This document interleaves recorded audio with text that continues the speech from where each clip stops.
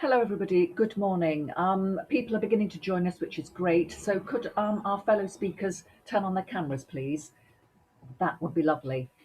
So here we are again, another day, another webinar. We're really pleased that Hounslow Council have made these webinars possible for us. And today we're talking about the digitalisation of your business. When lockdown started back, I think, yes, March 2020, little did we think that over a year later, we're still here. I've rather been dragged kicking and screaming into the 21st century, embracing technology, using Zoom, shared documents, shared screen. We have adapted, but we're the lucky ones. Our business is not selling widgets or gadgets. We are a service industry, but for those who are selling gadgets and widgets, it's a bit more difficult. It can be costly and time consuming and all, a bit scary going online. But hopefully our panel of experts today will take the mystique out of digitalisation and all will become clearer. So first up is Joyce Ong. Joyce is of Marketing Tech and she'll be talking about e-commerce options and payment options. Joyce is the founder of Marketing Tech. And Marketing Tech, not only does she provide 360-degree marketing, consulting for small businesses, but also she delivers cool, clever, customizable apps and websites. Joyce, over to you. Oh, thank you, Sally. Thank you very much for the introduction. Sally asked me this week if I could talk for 10 minutes about e-commerce options. So I think to myself, actually, what if I were a startup or a small local business who wants to move the traditional business model of selling in a shop, for example, to an e-commerce site, what would I need to know? So that was the question I had in my head. And based on that, I hope today will be quite useful for you. Me giving you just a whirlwind tour of payment options and what to do and what information, what options are out there for you to move your business online. So first of all, before I go on, let me just do a quick introduction of myself. My name is Joyce Ong. So I run a marketing consultancy. And one of the things that we do and have been doing since 2013 is that we build mobile apps for small and medium-sized businesses, and we build them usually locally with small local businesses to help their business grow.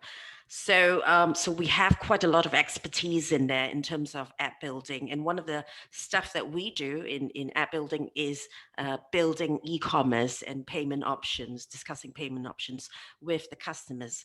So moving on to payment options.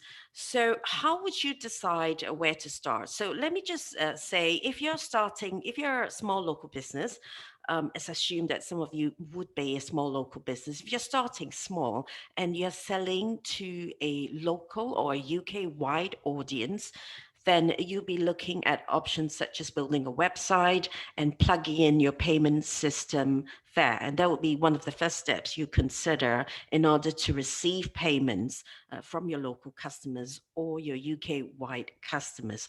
So I'll just give you a quick run through of the very popular and very common payment options which have been tried and tested to work for small, medium-sized businesses. So first of these is PayPal, of course, as we all know. PayPal is great in that it allows your business to grow and you can take payments worldwide now. One of the great things about PayPal is anyone can set up, any potential merchant can set up your own PayPal online checkout page very easily within minutes in order to accept payments. Once your account is verified, that's what you can do. And you can plug that into your email and your website very quickly. If you're interested in what PayPal charges, PayPal will normally charge for each commercial transaction 2.9% of each transaction plus a fixed fee. And it's cheaper actually if you use a QR code transaction. So PayPal actually allows you a PayPal code, which you can put on your shop window or on your website if you choose. So that starts from 1.5% per transaction. Of course, there's Stripe, moving on to Stripe, which is easy to set up as well, to set up an account on Stripe. And Stripe actually integrates very well with mobile app solutions. So that's really our preferred choice of payment gateway using Stripe. Stripe is a little bit cheaper in terms of transactions and what they charge per transaction. So they charge 1.4% for each transaction plus a 20p. So this is European wide transaction. And then if you're taking payments monthly via direct debits, for example, you can consider Go Cardless, which is fantastic for direct debit transactions. So it's great for people who are taking in retainer payments or a subscription mode of payment. So if you have customers that are ordering from you repeatedly, that is one of the options. You can always invite your customers to sign up on a subscription option, which is getting quite popular nowadays. So Go Cardless charges 1% plus 20p per transaction, and it's capped to a maximum of £4 a month, and these apply to European-wide transactions. I have to go back one step and say with Stripe, you can also set up a monthly subscription. Stripe also offers you a very easy way of doing that as well. So you do actually have a choice of either Stripe or Go Cardless. But if we were to choose as app developers, we would prefer Stripe, if that helps, because it's very easily integrated through an API with mobile application solutions. So for small businesses, if you want to be promoting your business locally, your products locally, and you want a way to to allow you to bring yourself closer to your local customers, for your local customers to be able to find you easily, then I would say that it might be worth looking, aside from setting up your own website and plugging in your own payment gateways, it might be worth looking at some of the local apps that have recently grown up. So, well, since the pandemic, they have recently been created and have started promoting themselves locally. So you may have heard of local apps which have been promoted, like Shop Appy, for example. And also sites such as My Town. Now, Shop Appy is actually a solution that is being offered to local businesses. They're currently very new. So currently they're looking for merchants in and around this area, Southwest London. So they provide a package solution, I would say, where they would help you to promote your business locally through some of the marketing campaigns, and also they assist you with payment options as well. So it's more or less an all-in-one solution for local businesses who want to have a wider reach and want to be able to reach out effectively to their local businesses. My Town is currently a website, and they've recently launched an app as well, as I understand. They are a business directory offering business listings at I think pretty affordable prices. They're also very new. So these two apps and website solutions are very new, and they are branching out into Southwest London. So it might be worthwhile having a look at these two solutions to help you to promote to local businesses. So once you've set up your business and you've plugged in your website, apologies, your website, and then you've plugged in your payment solution, and perhaps you may consider linking with Shop Appy and My Town websites to list your business and get a further reach and being able to reach out to your local business. You may want to consider, once your business starts growing, you may then want to consider a wider audience, a way to reach out to a wider audience. And one of the very popular solutions would be setting up a listing on Amazon or Etsy or eBay for your products, to feature your products. So these are additional distribution channels, I would say, which allows your business to have a much wider reach than your local markets. I won't go too much into Amazon and Etsy because that's not really the expertise that we have as app developers. But I hope that gives you a quick tour of the different options that you have for e-commerce if you're thinking of moving your business online. I'm not sure how much time I have left, Sally. Am I still okay for time? Okay, perfect. So the other thing I wanted to mention is if you've already got a mailing list, so for some of you traditional businesses, you may have been trading, for example, for a number of years, and you've got a mailing list of customers already, or followers or prospects. And you would like to then increase your customer lifetime value, for example. In other words, you want to be able to build more loyalty with your existing customers and increase repeat sales, perhaps even convert some of your prospects or followers into actual customers, then you might want to then consider at that stage having your own branded app. And this is where we can actually help you with it. So we can help you set up your shop, whether it's going to be a food delivery business or click and collect system for you. So some of the features we can offer would be some of the features that we discussed that Shop Appy can perhaps offer. So it depends on what you're looking at. So in terms of your own branded app, we are able to also offer booking appointments and also classes. If you offer classes, take payments. We can also plug in your payment gateway as well, whether it's PayPal or Stripe or Go Cardless, and also help you to collect loyalty points if that's what you're offering for your retail business. So points which are tied to purchases from your customers. And we can also offer business listings as well. And in doing so, you can also cover the cost of building that app by inviting complementary businesses, for example, to allow them to advertise or to take up space on your mobile app. And of course, part of an app is in sending the ability to send out push notifications to create targeted campaigns through push notifications. So we are able to send out timed, seasonal, or geolocated promotional offers and reminders to your followers as well, depending on the products that you're selling. They could be quite seasonal, for example. So all of that could actually be scheduled to your going out to your local base of customers. And of course, help with marketing launch of your app. And assisting you with the month-to-month ad marketing activities as well. So that's something that we can help with if you're looking at your own branded app.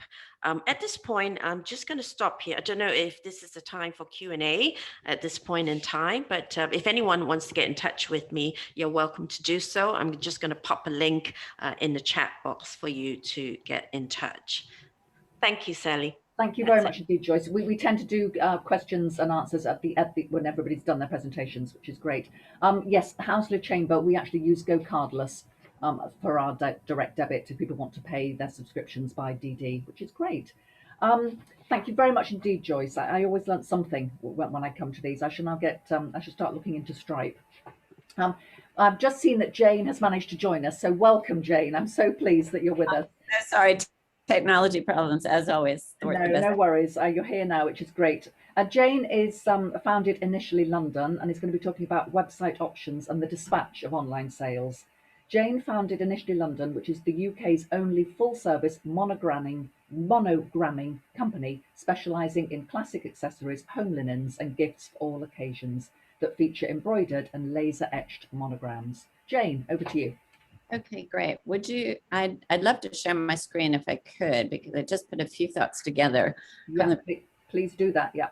Okay, I'll just set it up before I go. I think my perspective here is from a retailer and from a business that sells primarily online.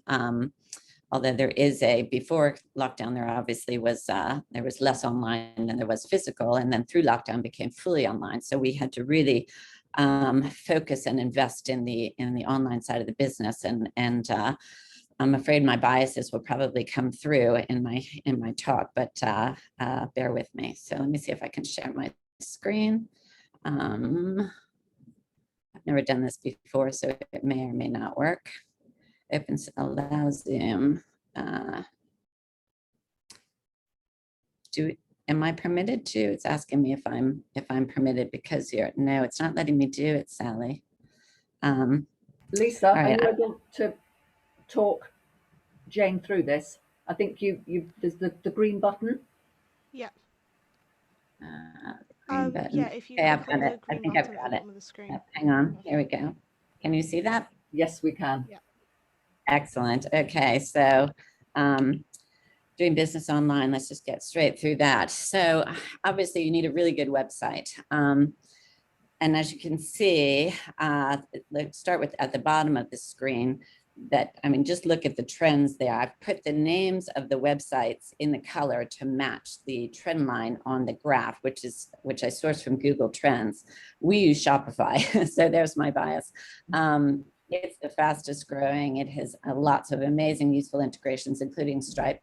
It's incredibly easy to use, and it allows you to grow with it. So I did not start with Shopify, but about 3.5 years ago, I moved to Shopify, and it has allowed my business to really grow. And as you can see, it came from sort of way behind, and it's now, it's really the fastest growing because it's so easy to use. Magento was always the dominant market player, and it's still quite good because it owns Square. So if you're a small business and you're trading face to face, like at a market or in a shop, in a smaller shop, Square through Magento, it may still be the better one for you. WooCommerce is a great one if you have a WordPress site and you want to add e-commerce functionality. So maybe you're a blogger and then you want to sell bits and pieces that you've gathered along the way, and you just sort of want to plug in an e-commerce option, then WooCommerce is really great for that. BigCommerce is what it says. If you're a giant retailer and you're selling lots of volumes and lots of products, that's the one for you. Wix is a really good place to start if you're a very small business and you're just selling one or two things. So you don't have to add lots of photos. You don't need to add lots of product information. Wix is a very user-friendly one if you don't really need a lot of bells and whistles. And then there's a free option because, of course, all the top 5 you pay for, and Shopify you pay quite a lot for. But there is a free option that's quite a good one if you're starting out, and it does allow you to grow through it, and that's called EasyWid. I don't really know much about it, but because it came about only recently, because there is a lot of, if you're a small business, you don't want to be spending a lot of monthly fees on Shopify until you get yourself going. And so that could be a good way to start on that front. Okay, and so if you've decided you're going to be an online business, you need to build a really great website. And that sounds really daunting. I have a picture of my website there, not because it's a great website whatsoever. That's not what I'm trying to say, but you have to aim for that. And the way you do that is you treat your website as you would your physical shop. You know, you go in every day and you sweep the floors, you clean the windows, you straighten, you make sure everything's displayed properly, there's no litter, you really look after it. And your homepage is your shop window. So your homepage needs to be really clear. You need to say clearly what you're selling. Your product descriptions need to be really clear and accurate. Your images need to be consistent. You need a look, and every photo needs to be exactly the same, or else it starts to look like a mall, where you're going from one page to the next and it doesn't look like the same shop. And it doesn't need to be expensive to do that. An iPhone is a fantastic tool, and there are lots of apps where you can tidy up your images. But the images need to be very clear and concise and not too big so that your website's not too slow. Your checkout's got to be quick and easy, so you need a great payment processor. And you need to metaphorically dust your shelves and rearrange your shop regularly. Your tabs across the top, you can see mine there, accessories, lifestyle, table linens. Play around with those periodically to make sure that your shoppers are finding what they need quickly.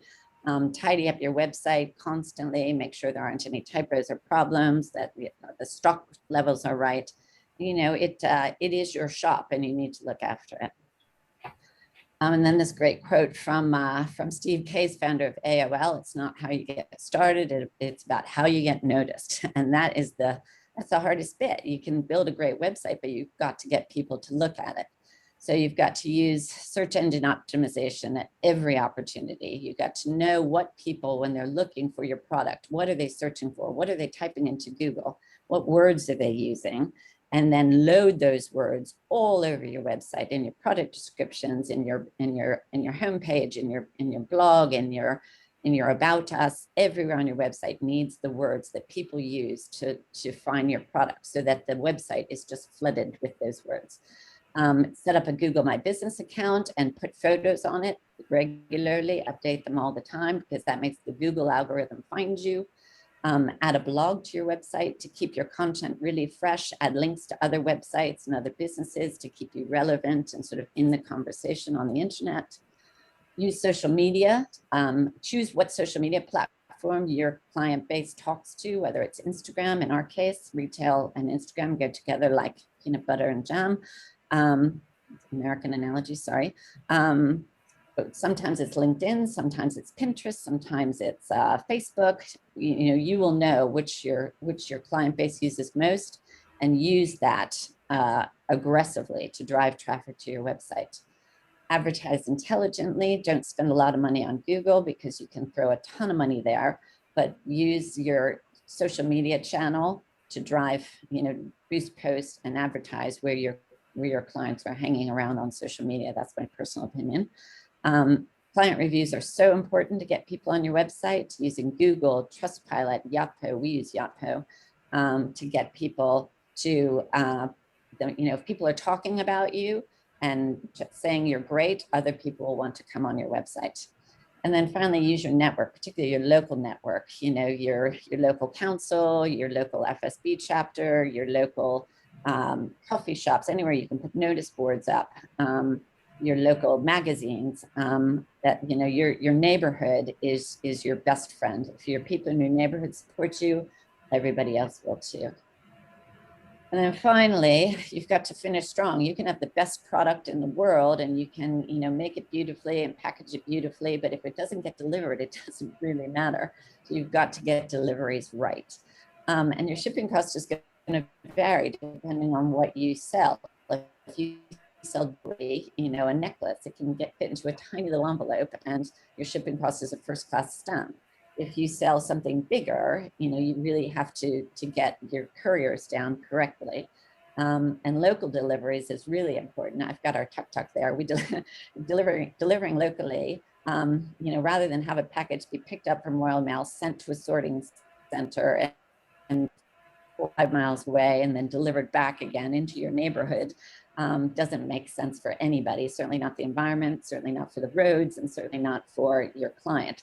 So if you can deliver, Freddie's Flowers is a great example. He's got a bike that has a big trailer on the back, and he goes all over the neighborhood delivering his flowers. So much more sense than putting them in a van. So there are a lot of bike couriers around. There are a lot of really creative ideas to deliver locally. For UK deliveries, Royal Mail is always going to be, the winner, because they can deliver everywhere. But DPD can often be really competitive. You can integrate all of these couriers into your website, particularly Royal Mail. Definitely get a click and drop account so that you can print your labels out in your office and then take them straight to the post office and drop them there. Literally click your website, click your label, drop it at Royal Mail, and it saves you so much time, and you also get better rates that way than the retail rate at the counter. And then for international shipping, we found that DHL has really good starting rates for business accounts. So they give you a really good deep discount till you get started. And then they take it away when you don't meet their volumes.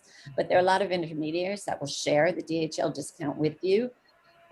So, you can look around for those. We use them direct at the moment, but there are lots of companies that will take advantage of DHL's large discount and share that with you and help you while your volumes are getting further on. So hopefully that's a very quick whiplash run around how to set up a website and get it started. Hopefully that's useful in some way. Thank you very much indeed, Jane. No, it certainly is. As I say, I always learn such a lot, and I now understand an awful lot more about your business. So thank you so much for sharing that with us. We now have Celia. Yes, do you want to stop sharing? That's brilliant. Our next speaker is Celia of Queen Bee of LinkedIn. Celia is the Queen Bee of LinkedIn, as I say, a marketing communications strategist and personal branding specialist. Celia helps her clients to attract and convert them on LinkedIn with integrity. So Celia, over to you. Thank you. And thank you, Sally, for the invitation, and Alan. And this is another excellent example of the Chamber's support for local businesses. I love it. So as Sally mentioned, I'm a chartered marketer, and what I love doing is helping my clients cut through the noise and focus on the marketing activities that get results. And this is exactly what I'm going to do for you today. I'm going to talk to you about social media tools for your business. And before I dive in and I share my top 10 recommendations, a couple of thoughts to consider when deciding to use a tool. The ones I'm recommending have both a free and a paid option. The free option is the best way to start, so you can dive in and see whether the tool is for you. It will have some limitations, and then perhaps consider whether the paid option is the way forward. Secondly, all of these tools both have a desktop and a mobile application which sync. This is very useful, so you can access this information on the go. It gives you flexibility. And finally, some of these tools go a bit further and they even talk to each other. We like that quite a bit. So let me dive right in and share my screen. There we are. So the first one I would like to mention is, let me just, yes, there we are. So first one on social media, is quite important to promote our existing products and make sure that we find useful information. So when you're looking for useful articles to share, Feedly is a great app to use. It allows you, you enter the key topics that you are interested in, it scans the internet and fetches useful articles, good quality articles from bigger publications that you can then share with your own network. Then moving on to Evernote, I love Evernote. It is a note-taking app, and it does actually connect with Feedly. Feedly allows you to save articles straight onto Evernote. One of the most useful applications of Evernote is, I don't know whether this happens to you, you are on the internet having a look and then you come across this article and you're thinking, what a great article. I'd like to share this with my network, or I'd like to read it a bit later though, because now is not the right moment. You move away from that screen and boom, the article is gone forever in the ether. Not anymore, because Evernote has a Chrome extension and an equivalent on the mobile app that allows you to capture that article in that moment, save it, and then you can go back in your own time and review it. I love that. Now, one of the key things, and I think Jane mentioned this, the visual aspect of how we promote our brand on social media is very important. We have to create banners for our social media profiles and also posts. How do we do that? Canva is absolutely fantastic. It has already made templates, which are with the right dimensions, the right size. They allow you to go in, change your, add your logo, change the colors to your brand colors, add your own copy, and then move over straight on to your social media. It's an absolutely fantastic tool. The next one, on social media, we don't only want to share posts and write messages. Video is doing extremely well. And the platform I love out of them all the most is Loom. Loom is a platform which effectively was created for video messaging. You record like you are here on Zoom, you record yourself on camera, have a little message, and then Loom creates a URL. You can then pick up this URL and share it across your social media platforms.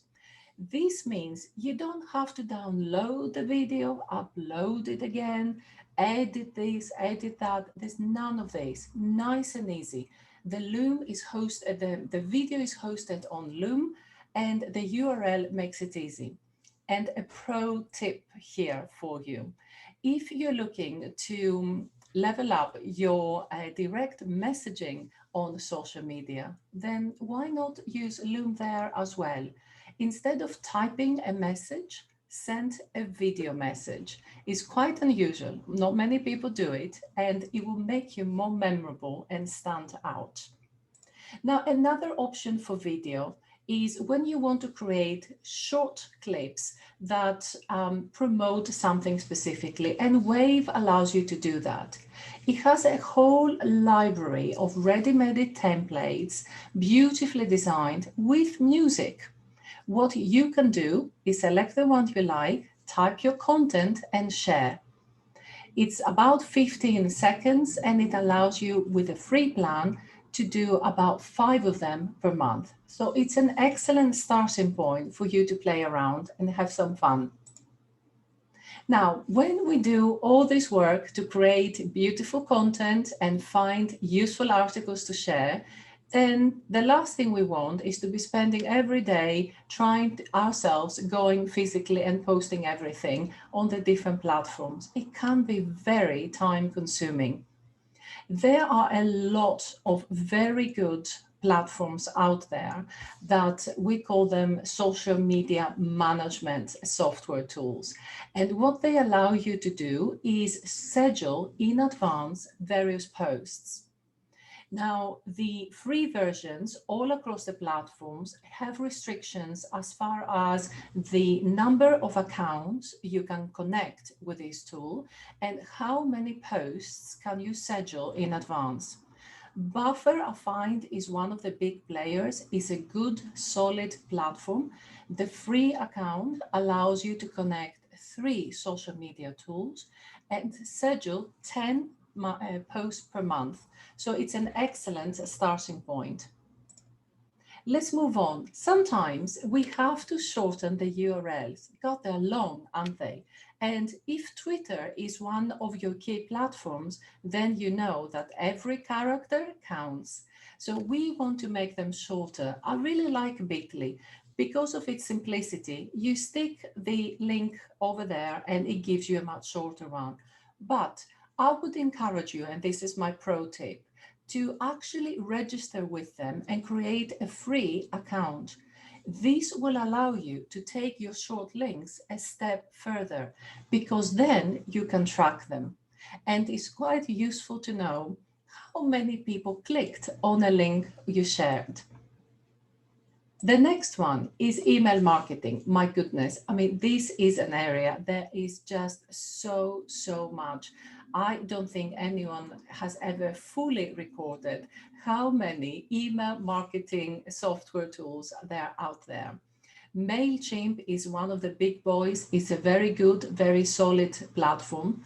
But if you are at a slightly earlier stage of your business, or if your database is not over 1,000 contacts, then MailerLite is a very good option. And it has unlimited emails you could be sending every month.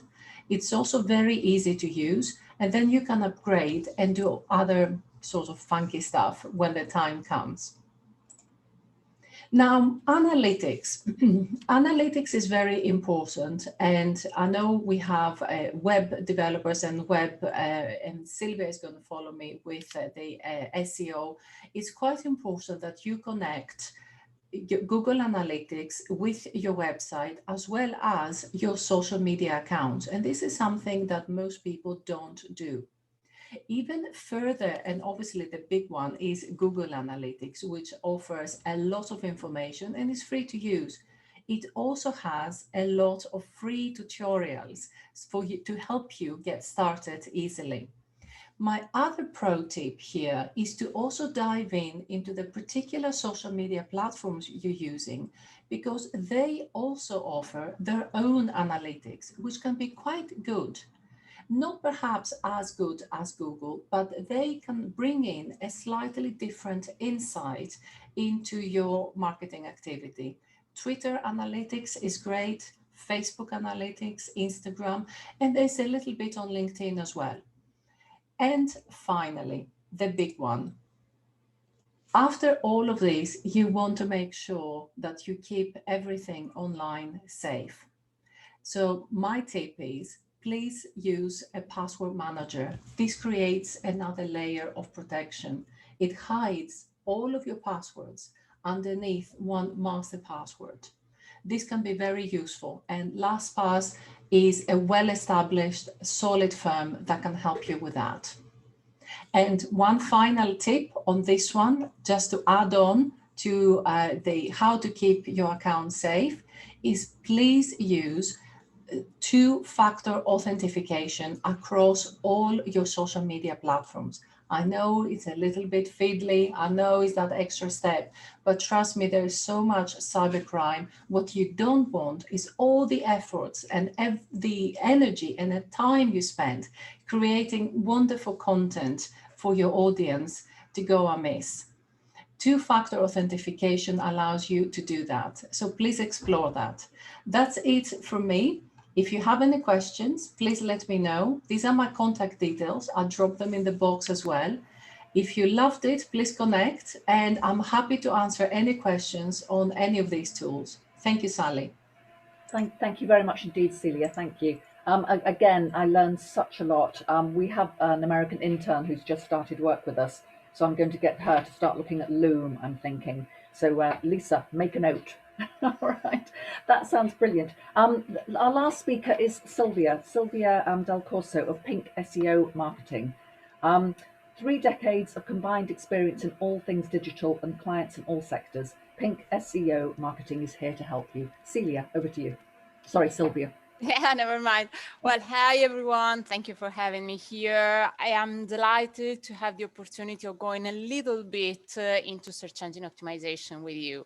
We got 10 minutes, so we need to try and stick to the very most important elements about this. Why do we need SEO? If you're planning to have an online delivery of services or products through an e-commerce website, you need this site to be found. So you need your prospective clients to be able to find your site on Google and purchase from you instead of from your competitors. What you don't want is to have the most beautiful shop in the middle of the desert, basically. So I've been doing this job personally for a decade now, and here in the UK since 2017, we've got an SEO agency here in Isleworth. It's PinkSEO. And basically, you can do search engine optimization either outsourced, giving it to an agency to take care of, or there's a lot of things that you can do on your own if you've got time, if you want to invest a little bit of time on this. You need to decide whether you rather prefer using your time doing this or something else, but at least knowing a little bit of how this works is very empowering, and it can help you understand how the others work for you once you'd be able to outsource in case. We start with researching. So first of all, you need to understand who your competitors are for whatever you're selling. So start searching for what your products or your services online are and see who is ranking. Because SEO is a zero-sum type of game. So 10 results on the first page of Google. And if you want to get up there, you need to kick somebody off.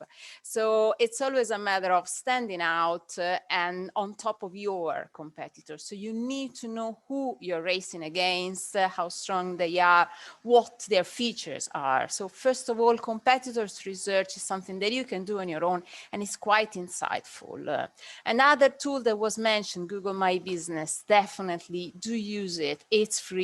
Google gives you this tool, and if you fully optimize it 100%, adding the images, photos, posts are recommended at least once a week, because after 1 week they tend to disappear.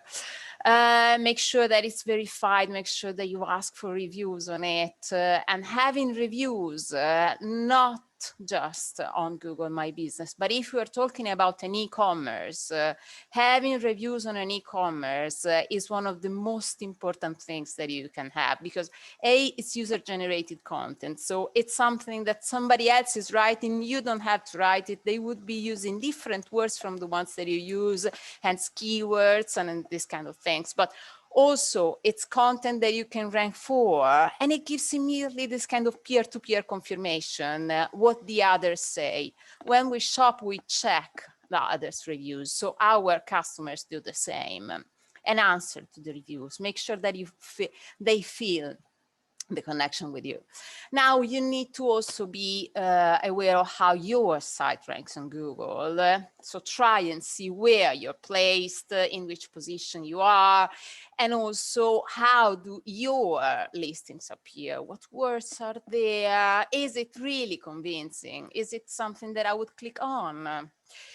It doesn't happen if it's not intentional. So if you don't rank yet, it's something that you can start working on, but consider that people nearly never go below the first page of Google.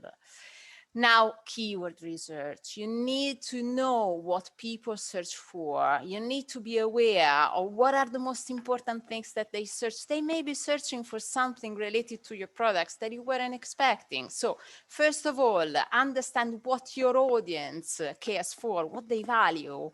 And those keywords, make sure that you include, and there's plenty of free tools that you can use. I can then share these slides with all of you. So just 10 minutes, but you can then check them later. Make sure that your keywords are very descriptive and you're really including all the elements. You will cut some of the competition out because the term will become much more precise.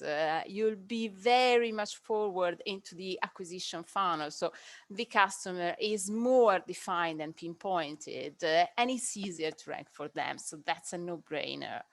And as you see, the number of results decrease dramatically the longer the keyword.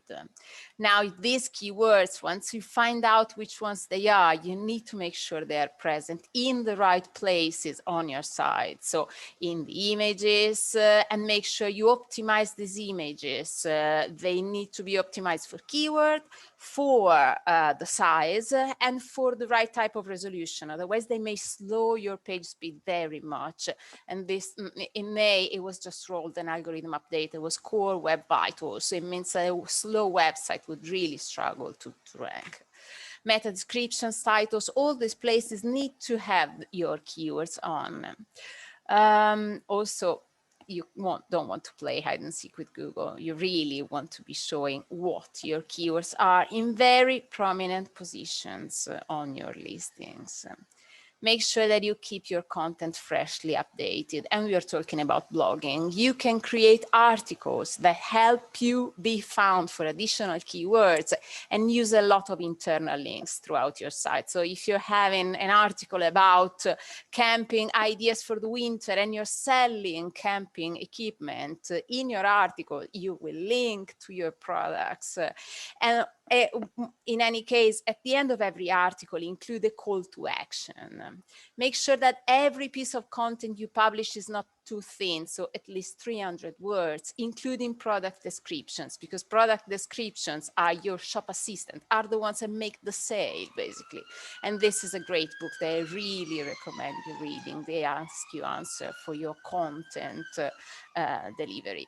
Technical of the SEO, basically just make sure that you know that your site is not too slow and you can test it yourself with this Google tool, the Page Speed Insights. It must be mobile friendly, and it must have the HTTPS security encryption. And basically, this is it from me with what we can do for companies, so we can assist you completely or doing some type of one-off assistance, including copywriting. And do get in touch with us if you have questions, or if you just would like some free consultation and have some questions. And I stop share now.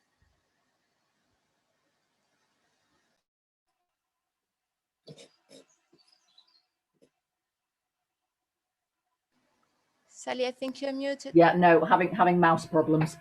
Now sorted. Thank you very much indeed. Thank you. Whoa. I just want to remind everybody, these webinars are all recorded, so they're on our YouTube channel, because I think there's an awful lot of information, especially on this one, which I think people will, need to go back and revisit, which is great. Last quick speaker is Alan Rides, RMD, who is going to sort of ask some questions. And I also have a question that somebody has put into the pre-registration form. So Alan, over to you. Okay. So I'm not going to hit you with lots of questions at the end of all of this. I'm just going to try and sum up in a way that shops who've got retail outlets, when they go into a digital world, don't have to give up their retail business at all. It's an extra way of magnifying what you already do. If you want to try and live in a greener economy as well, instead of getting people to come down to your shop and look at it, encourage people to shop online, see what you do, come in and try on your sizes, then order online and have it delivered directly to their home. It might be a far more convenient way to shop. We have a lot of experts via our Chamber of Commerce, a lot of whom have come along today, who've given some excellent presentations. And I'd encourage you to go along and have a look at their own LinkedIn pages and see from examples, not just listen to Celia's excellent words that she talks about very encouragingly at how you can use LinkedIn, but have a look at somebody like Silvia's web LinkedIn page, where she's very cleverly converted a picture of her at the beginning to a pictorial video where she talks about all of her services. And I love the way Italian people are so expressive with their hands.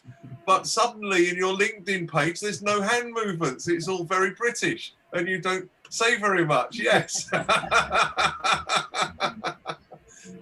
But also, I would say that we as a Chamber of Commerce don't just sit here glumly listening to what people after people say. We do take note. We do a lot of social media work now. We're going to be using one of Joyce's apps quite soon to work with trying to expand what we do.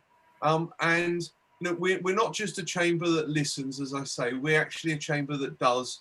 And we work with the people very closely that we try to advertise about what's going on. And I love Jane West's comments about how you can get better organised and make sure you dust off the shelf in your website. And I can't believe how organised your little notice board is behind you on the wall. It's got the most deliberately organised little bits of paper all up there. If that's a reflection of what your website looks like, it's incredible. Sally, what was your question? Sorry, I've said enough words of encouragement. No. This is a question from one of our attendees. What currency should they use on their 3 websites, which are expanding to be global? So, any thoughts? Perhaps I can answer that a little bit, as I'm the person responsible for the international trade. First of all, if the base product that you're selling is in pounds sterling, so your product is made in the UK, that is the one static element in your pricing policy. Everything else will move around a bit. You can price everything in pounds and tell everybody that wants to come along and purchase from you, especially from overseas, use a tool that is very clever on an app like Revolut, and they will give you interbank exchange rates so that you'll get a better exchange rate than you would if you used a bank. And you can then use that to transfer over funds free of charge to the UK in whichever currency you choose. And making transfers via Revolut is free. Getting a Revolut bank account is free, and you're getting the best rate of exchange, and you'll realize it's very affordable. So use the apps and the technology that's out there, and you can save yourself quite a bit of money, as a lot of our speakers have said. Has anybody else got a better answer? I can see you smiling a little bit when I said Revolut. I think one thing you can, if you put it in your home currency and you use a payment provider like PayPal that allows your clients to pay in whatever currency they're able to, then it sort of eliminates some of that problem. Brilliant. I had, yes, at another webinar I was on recently, or maybe some years ago, I could well have been a seminar.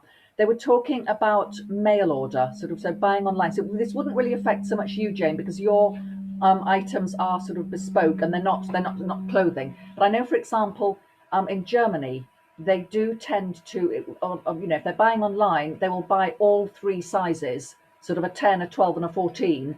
And then they will choose the one that obviously fits, but therefore they've got to then return the other 2. So an awful lot of your stock is actually in circulation. So yes, so you have to sort of factor that in. It was just I just remember hearing about that and I'm thinking it was quite interesting.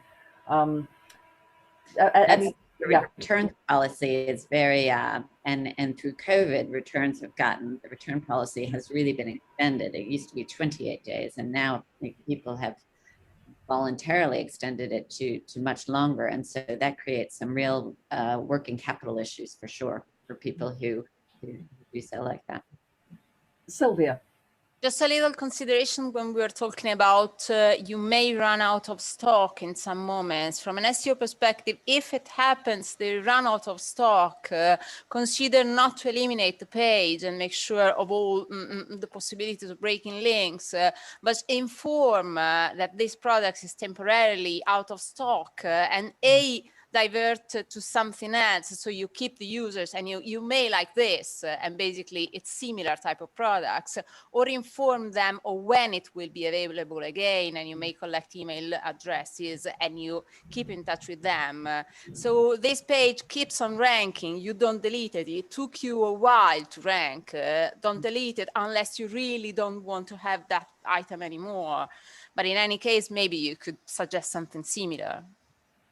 Okay, thank you very much. Alan, do you have anything else to add?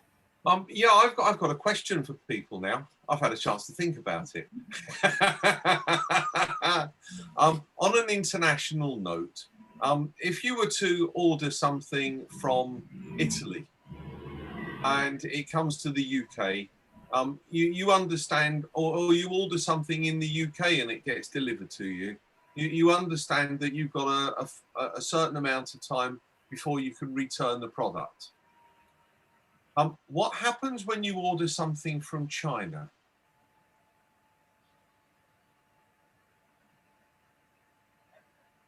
It depends where you buy it from. If you buy through, there are trade assurance programs, particularly on Alibaba, and you can then request for refunds and things like that.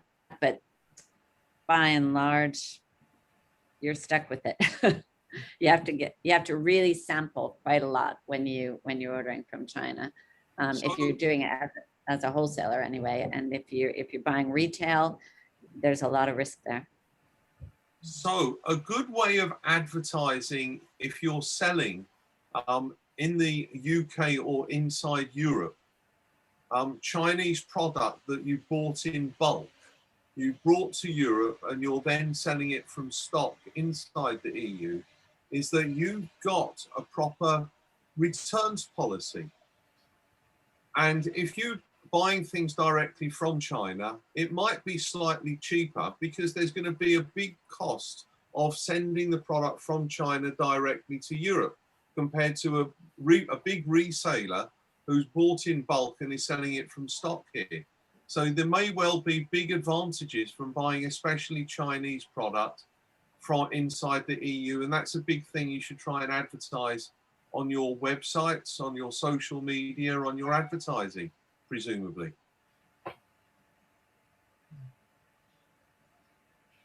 Makes sense? There you are, there's something that makes sense.